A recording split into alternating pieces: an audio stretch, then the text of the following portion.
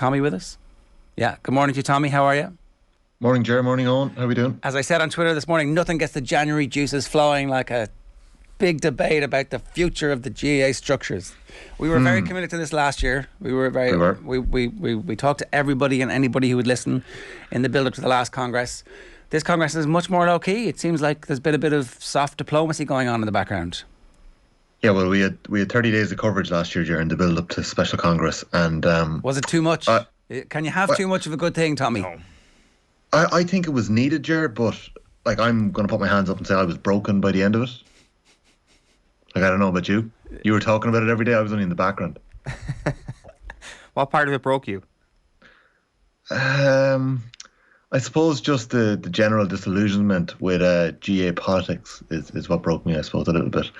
And it's great to see two proposals back on the table, but I suppose we're going to get into that in a minute because one of the issues has cropped up again, and it's how they've both been set up and pitted against each other. They're obviously going to be voted on this Saturday to see which one goes to Special Congress. But yeah, I certainly have a position on which proposal I think it should be, but I have a feeling that I'm going to be on the wrong side of history. So before we get into this, right, the last time it was Plan B, right? It was Proposal B, Plan B, and in GAA terms, Plan B is the kind of slightly muffled, a bit concerned announcement that comes out when fans start invading the pitch. Plan B, everybody. Hey. Oh, sketch. There's trouble here, right? So it wasn't. It was kind of. I'm a firm believer in nominative determinism, right? You know, you name something a bit shitty, it kind of ends up with this Plan B. We couldn't come up with a good Plan A, right? So they've learned their lesson this time, right? How have they named these two? Oh, do you want to go? Yeah, do you want to go? So we've got one called Proposal Green, and then Proposal B has been renamed Proposal Red. Oh, green for go, red for stop! Stop, don't do this, it's sin, no. It may as well be green and orange. It may as well be red light, green light, and Squid Game, and people getting shot on their way to Central Council meeting on the way. It does have if you are one of those people who votes red over green this Saturday at the Central Council meeting, there is a feeling of the Mitchell and Webb look, where they're looking at the hats in the trenches and they see a skull. And Mitchell turns around to Webb and is like, are we the baddies here? There was definitely a feel of that about the Proposal Red scenario here. We'll go through these, and it is going to be, I guess, more of a private vote than a very public Congress vote.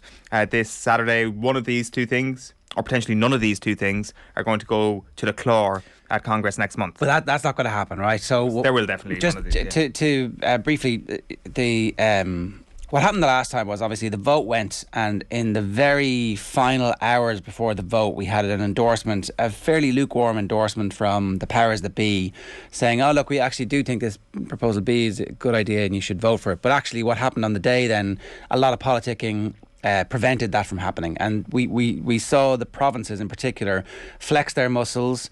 They were the ones who were out in front of everything. They were the ones who went public with their concerns about it, and there wasn't really any strong champion behind Proposal B. And certainly speaking to people at the time, there was a really strong view that if previous administrators in the organisation had been behind it, if this had been their baby, then they would have done everything they could to lobby it and get it through, and they forced it through, which suggests that the current administration were actually relatively lukewarm on it, but thought that it was the best of a bad bunch. Since then, it's clear that a lot of conversations and politicking have also been going on, and these proposals, absolutely one of them, will be put forward in the strong belief that it will be getting put through, that this is going to put to bed this conversation for the best part of the next decade. It's going to make a plan. We're going to stick to this plan. Everybody's on board. Everybody gets their little piece of pie, and let's move on and stop talking about this so we can get back to talking about the good stuff, right? That's what's happened. It would be astonishing if none of these two things came through. That's for sure. But it is a possibility. That is one of the options. But it's one of these is going to be on the clore, and it's going to be strongly backed by everybody. And let's face it, it's going to be Proposal Green. But it'd be astonishing if it wasn't Proposal Green, because this is GAA Politics 101. I think we should give the GAA a bit of credit here. I'm not saying any of that, by the way. Maybe Plan B was an accident, but maybe it was an accident. Maybe Plan B was an accident, but green, red. It just, they're telling us what they want here. And I think you're right, Ger. It was quite lukewarm the week before. We were crying for it. We were waiting for it. It came, but, I don't know how strong it was, as you say, that endorsement, how ringing an endorsement was. But calling something Proposal Green and voting it through this weekend would be a strong endorsement for what the GAA want to happen. We should say here that Proposal Green is a much improved format compared to, say, Proposal A last year. The Proposal Green is good. Proposal Red is good. These are both two good proposals. So we may as well go through these and see how this year's championship would look if either of these two proposals actually made it to the Clár and passed. So we'll start with Proposal Green, and briefly, this is the current league and provincial championships, and they will stay. They will stay as they are. That's a big fillip for the Provincial Council straight away. Then 16 teams go into Sam Maguire. 16 teams go into the Tailteann Cup. Everyone gets put into a 4-team group. The provincial winners and the runners-up will have the 1 and 2 seeds respectively in their Sam Maguire groups, and then the rest of the groups are drawn with seedings based on where you finished in the league. The top seed in each of these mini 4 groups gets a bye into the quarter-finals, and then the preliminary quarter-finals are played between the second seeds and the third seeds. Just one final point, the Tailteann Cup winners will book their place in the following year's Sam Maguire round robin. So that's Proposal Green. Okay, so there's actually only 15 places for the next year. Your keyboard's very loud, Tommy. Sorry, Ger. It's like we're in a meeting. So hang on a second, right?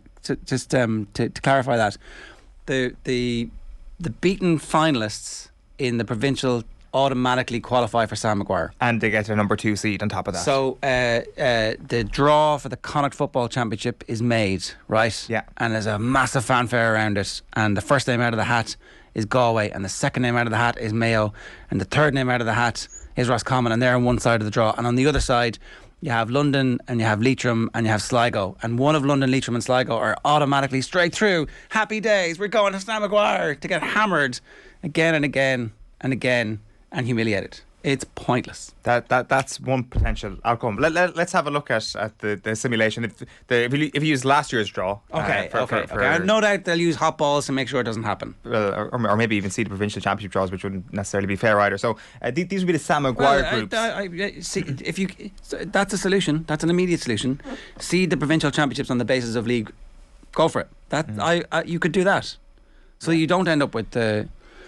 Because there's been countless times where Kildare, Meath and Dublin are on the same side of the draw, and the real, when the championship was reasonable, and then suddenly you have a weak team who actually don't benefit from being in the Sam Maguire on the basis of a fluky draw to get through to the other side. Go on, sorry. Yeah, well, I would have been fundamentally in opposition to the fact that the Munster finalists got seeded in the Munster Football Championship recently, which just kind of pulled Kerry and Cork away from the pack a little bit. But maybe this is different when there is, I guess, greater power in the hands of the provincial championships. So look, these would be the Sam Maguire groups this year if we were to go with this year's, if we were to go with the seedings from last year. So Group A would be Kerry, Kildare, Donegal, Offaly. Group B would be Dublin, Monaghan, Armagh, Derry. Group C would be Mayo, Cork, Roscommon, Down. And Group D would be Tyrone, Galway, Clare and Meath. You play all of the teams in your group once, one home, one away, one neutral fixture.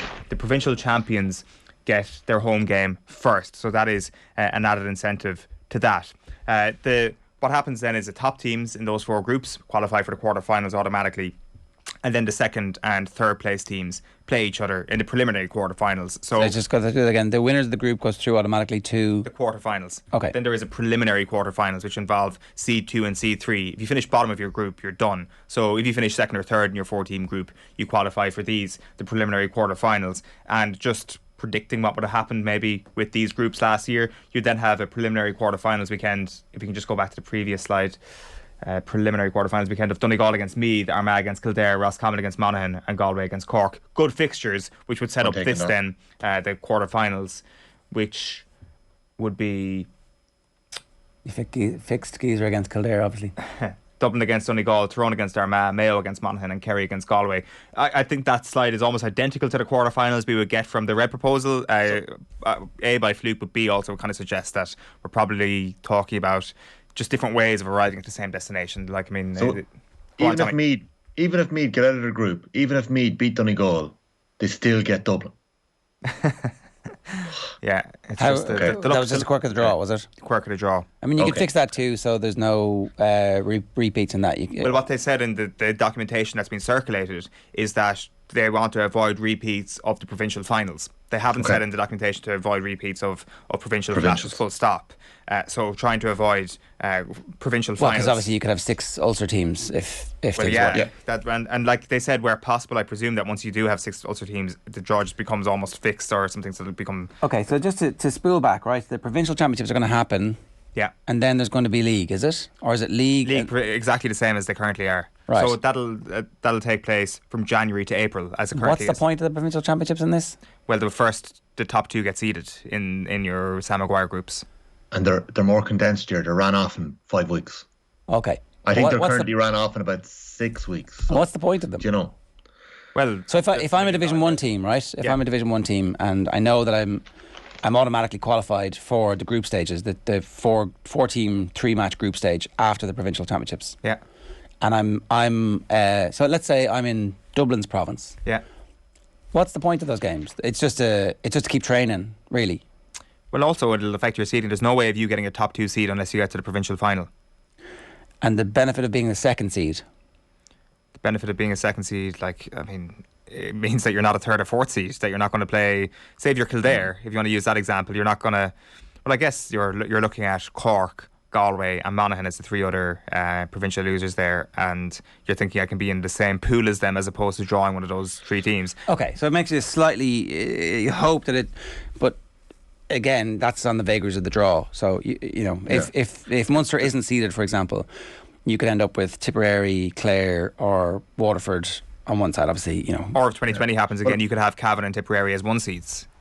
It does depend on what it is. Go on, Tommy. Owen's obviously going to explain the updated version of the red proposal, the improved version of the proposal B last year. It did have some fatal flaws, but we know it got 50% of a vote in Special Congress. It was 10% short. It did have some fatal flaws, one of them being the lack of power it granted the provincials. I mean, you say it's a fatal flaw. It's like... but it's fatal in terms of GAA politics. Okay, now, Owen is going to explain the benefit. I actually think it gives more of a benefit to the provincials this time around than Proposal Green does. I think it gives it more of a value. And it also places the provincials where they really should be. Why are we softballing the provincial championships? We know they don't work. In the Irish Independent this morning, Longford boss Billy O'Loughlin is talking about his county's championship starting in 2 weeks' time. There's 7 league games, and that is how Longford are treating 2022. Because, as he says, the Leinster Championship has been defunct for years, and we know that. And we're having this conversation. I know maybe you got to take your time with change, and any change is good. And don't get me wrong. If either of these go through, I'd be delighted. But I just think when Owen explains Proposal Red here and the improvements on it, it's going to just seem so much better. It will, to the people that are voting, that is, and I know you've already made that point. This is something that is going to pass, and it is going to be far more palatable to a lot of the powers, the people who have their fingers on the button at Congress 2022. It'll seem a lot more palatable to them than what Proposal Red will be, which we'll get to in a moment. Just to remind you then, there is of course the Tailteann Cup in this, and there is a difference in the Tailteann Cup formats between Proposal Green and Proposal Red. This is a Proposal Green Tailteann Cup. Obviously you've got your 4 groups once again. These are divisions 3 and 4. These are divisions 3 and 4, yeah. So what you'd have is Group A, which would be Laois, Louth, Cavan, London. Group B, Westmeath, Antrim, Tip, Leitrim. Group C, Fermanagh, Wicklow, Carlow, Wexford. Group D, Limerick, Longford, Sligo, Waterford.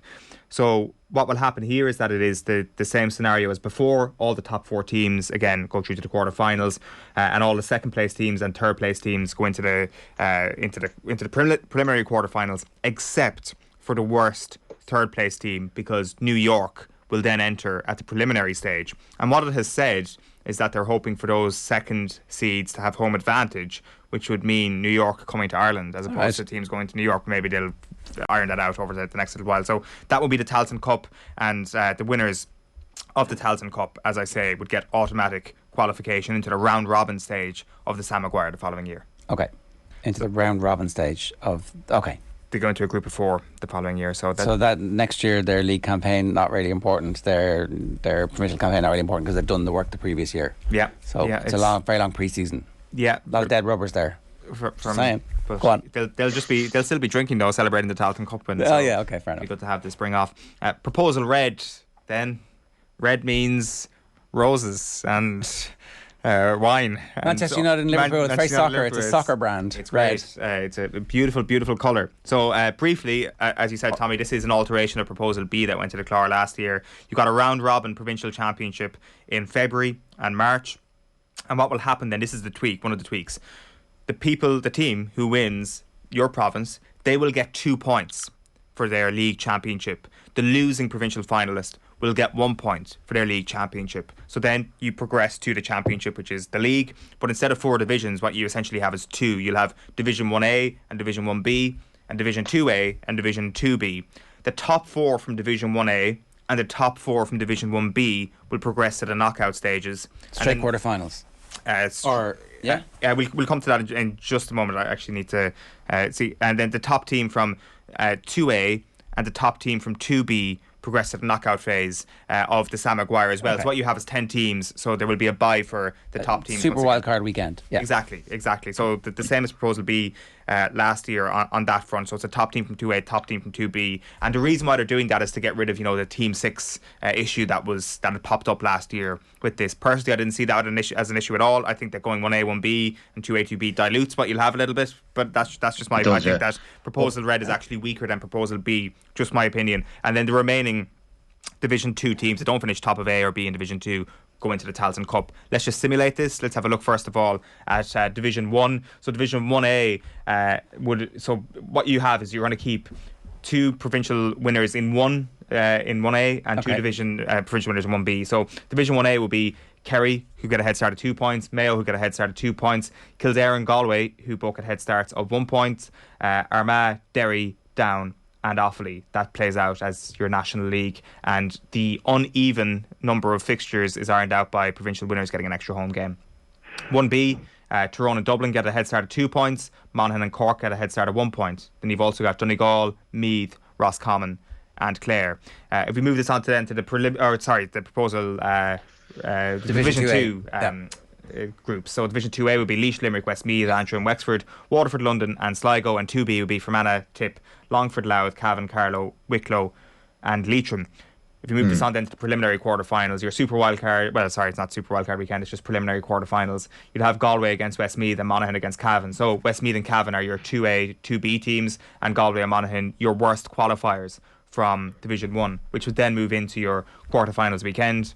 Deja vu here: Kerry against Galway, Tyrone against Armagh, Dublin against Monaghan and Mayo against Donegal. Tailteann Cup is happening at the same time. Yeah, and let's have a look at how the Tailteann Cup would play out here. So this would be round 1. Tipperary get a bye through round 1 by being the 3rd best team in Division 2. There's an uneven number of teams because we're bringing New York in here. As you can see also an away team there, away to Louth is how the rules are saying here. Antrim against London, Laois against Leitrim, Fermanagh against Waterford, Limerick, Wicklow, Wexford, Carlow, Longford, Sligo and Louth, New York. And it would then just play out over the next few rounds until you get... That's a lot of football for those Divisions 3 and 4 teams right now. There is more guaranteed championship games in the red proposal and the green proposal.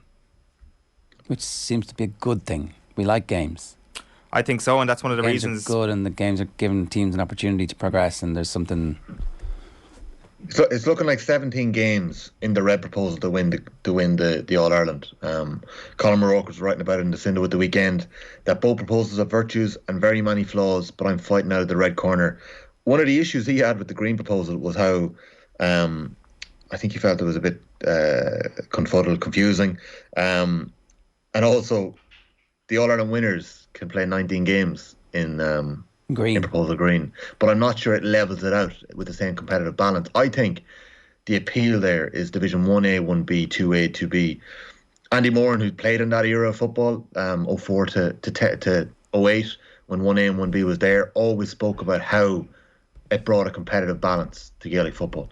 You saw Limerick coming to the fore for Fermanagh, plenty of counties. It was a much beefier kind of middle tier of counties that had improved, and it was given. A lot of people make that argument. Eoin Sheahan makes the argument really well. I just wonder if, we're talking about hurling the revolution years in the 90s, teams could emerge very quickly. I don't think that's going to happen anymore with the advances in strength and conditioning and how, the industrialisation of the process in the best counties has actually allowed them to leap forward. And the amount of money that's spent in the top tier counties, I remain a little bit sceptical about that argument. But very, very respected people are making the counter argument. So I'd be happy to have a look at it for a couple of years and see what happens. But what's interesting, Tommy, is that you mentioned that did you say Colin O'Rourke thinks that green is a little bit convoluted that can be hard to follow? Because what we're actually hearing is that the GPA, after surveying its members, think the opposite. That they understand that they think that their support from their people who've given them feedback for Plan Green is as big as 70%. So 70% of players want Proposal Green. So this is a complete shift away from Proposal B last year to a newer plan. And green being easy to follow has been mentioned as one of the reasons for that. Having league winners across all 4 divisions was another reason why the GPA are in favour. So is there going to be a league final? There will be. And what's the point of that? Trophy. But I thought the pre-season trophies didn't matter. So the one practical thing that can happen, the one practical thing that can happen in a league final is this: if, say, you're Offaly and Derry taking part in the Division 3 final last year, and Offaly finished second, Derry finished first, and Offaly managed to beat them in the league final, they will leapfrog them in the seedings. But that's only a small incentive, I guess, for that final. Well, you're already division. I don't know. Okay, maybe not. It's going to play out, but the green corner has a lot of support, and the red corner, red, angry. That seems to be the case. Any change is good change, lads. It's like 100%. I don't know, Tommy. I mean, I think it's a step forward, Ger. I think it's a step forward. Genuinely do. It's not. Yeah. It's. What if it's a step sideways, right? And actually, here's the thing: we're not going to ever have this opportunity. You don't get this back. It's 25 years before they change this again, I suspect. Because how long is it since the qualifiers came in? We had the Super 8s. We're open to change a decade and a half later when everybody's like, oh my God, this isn't working at all. And then the Super 8s came in and they're like, no, straight away, it doesn't work. Because you screwed it up, and it was like it was built in. The failure was built in. Well, here's the thing: Proposal Green is not too dissimilar to the Super 8s. 4-team groups, and people are like, that just doesn't work. The reason why the Super 8, and I've said this I think a million times in the show, the reason why the Super 8s didn't work is that Dublin were just too good for everybody else, and half of your groups were already predetermined by who the winner was going to be. You're giving the provincial winners home advantage in an extra game. Yeah. And will the neutral game that Dublin play? Will Dublin play an extra game in Croke Park? Yeah, I don't know. But to be fair, in Proposal Red, you're giving them 2 extra points. But I even think that 2 extra points is better. I think it is better. I think it's a better incentive. No points would have been best. All right, look, we're way over time. Yeah. Tommy, have you one last thing you want to tell us or not? Yeah, I'll give you the heads up here that and I presume you haven't heard it yet, lads. The episode 30 of the Football Pod season 1 came out, and Andy Moran broke the news to us that he won't be staying on, and it broke Paddy Andrews' heart. I don't know if we have time for the clip here, but Andy's gone. But fear not, there's a deadline set for us to have a new replacement next Monday for when season 2 starts. So the search is on. All right. Well, we'll play the clip a little bit later on. But in the meantime, Tommy, good work. Thanks very much. Thanks, lads. Good luck. The Football Pod with Tommy and Paddy and Bailey, Van Bailey and another. There's like a blank spot to be filled in there. Is now available on the OTB Sports app. You'll get it everywhere else on all the rest of the podcast platforms a little bit later on today. OTB AM brought to you by Gillette. Good morning. Start with Gillette. Put your best face forward. Their new and improved razors. Give us your views on Planet Green, Planet Red. There is no Planet B, it turns out, anymore. 14 minutes past 8. We're talking with Louise Galvin about the centre depth chart next.